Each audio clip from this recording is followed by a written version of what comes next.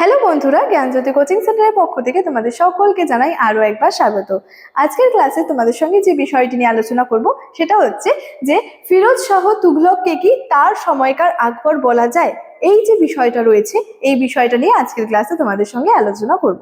তবে আজকের ক্লাসটি শুরু করার আগে তোমাদেরকে একটা ছোট্ট ইনফরমেশন দিয়ে রাখি।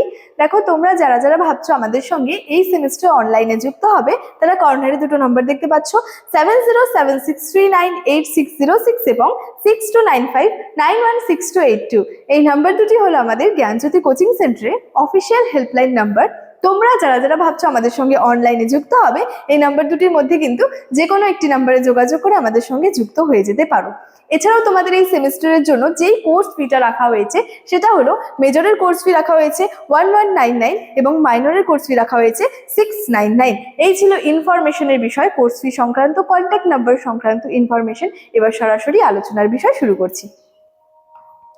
আচ্ছা দেখো, প্রথমে বলেছি আজকের ক্লাসে কোন বিষয়টি নিয়ে আলোচনা করবো সেটা হলো দেখো যে ফিরোজ শাহ তুঘলককে কি তার সময়কার আকবর বলা যায়। ঠিক আছে, দেখো প্রথমত এখানে বলা যায় যে ফিরোজ শাহ তুঘলকের রাজত্বকাল তার জনহিতকর কার্যকলাপের জন্য কিন্তু স্মরণীয় হয়ে আছে।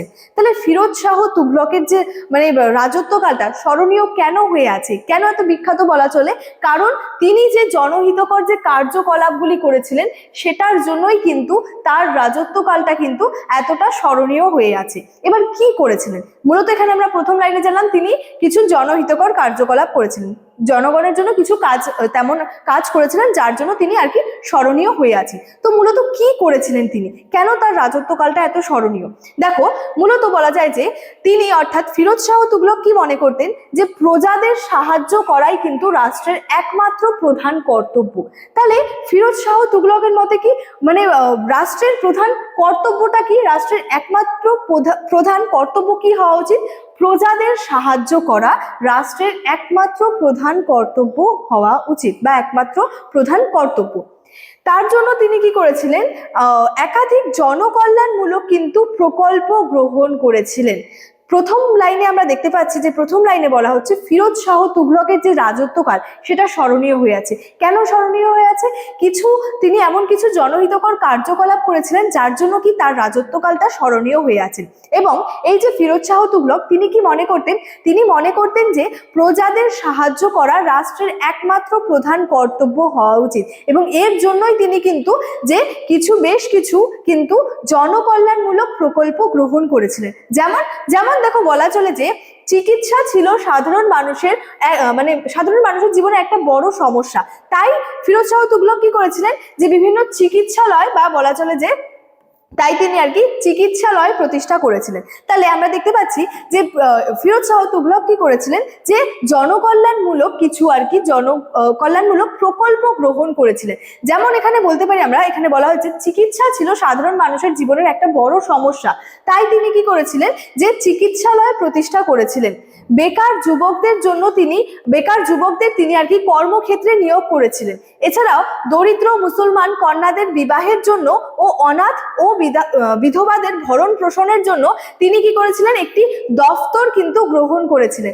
এর সাথে সাথে আরো কি করেছিলেন, বহু অর্থ ব্যয় করে তিনি বহু বাগান কিন্তু নির্মাণ করেছিলেন। তাহলে আমরা কি দেখতে পাচ্ছি, ফিরোজ শাহ তুঘলক কিন্তু জনগণের জন্য বা জনকল্যাণের জন্য একাধিক প্রকল্প গ্রহণ করেছিলেন।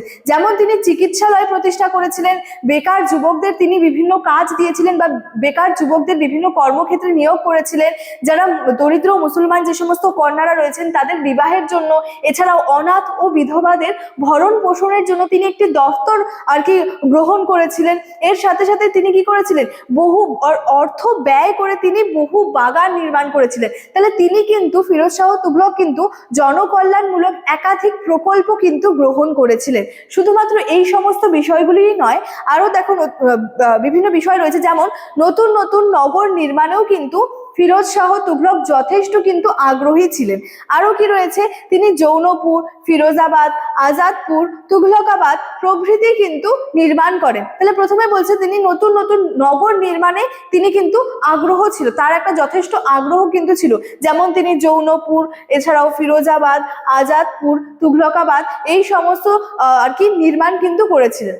এবং ফিরোজ শাহ তুঘলকের যে শাসন সংস্কার রয়েছে এবং কার্যাবলী রয়েছে এই সমস্ত বিষয়গুলি স্মরণ করে কিন্তু sir Henry Elliot Firoz Shah তুঘলককে কিন্তু সুলতানি যুগের আকবর কিন্তু বলেছেন। তাহলে শেষের এই লাইনটা কিন্তু খুবই গুরুত্বপূর্ণ, যে ফিরোজ শাহ তুঘলককে কে সুলতানি যুগের আকবর বলেছেন এবং কেনই বা বলেছেন। তাহলে ফিরোজ শাহ তুঘলককে যে শাসন সংস্কার ও কার্যাবলী রয়েছে এই সমস্ত জিনিসের উপর কথা মাথায় রেখে বা স্মরণ করে কিন্তু sir Henry Elliot Firoz Shah তুঘলককে সুলতানি যুগের আকবর কিন্তু বলেছেন। এবং ফিরোজ শাহ তুঘলকের রাজত্বকালটা যে বিশেষভাবে স্মরণীয় হয়ে আছে, কেন স্মরণীয় হয়ে আছে? কারণ তিনি কিন্তু বেশ কিছু জনকল্যাণমূলক কিন্তু প্রকল্প বা জনহিতকর তার যে কার্যকলাপ রয়েছে সেই কার্যকলাপের জন্যই কিন্তু ফিরোজ শাহ তুঘলকের রাজত্বকালটা বিশেষভাবে স্মরণীয় হয়ে রয়েছে। তাহলে ফিরোজ শাহ তুঘলককে কি সুলতানি যুগের আকবর বলা যায়? এই বিষয়টা যেটা ছিল সেই বিষয়টা নিয়ে কিন্তু আজকে আমার আলোচনা এতটাই ছিল। ঠিক আছে, ইনফরমেশন যেটা রয়েছে সেটা কিন্তু ভিডিওর শুরুতেই আলোচনা করে রেখেছিলাম। চলো আজকের ক্লাস এতটাই, দেখা হচ্ছে পরবর্তী ক্লাসে। Thank you so much, thanks for watching.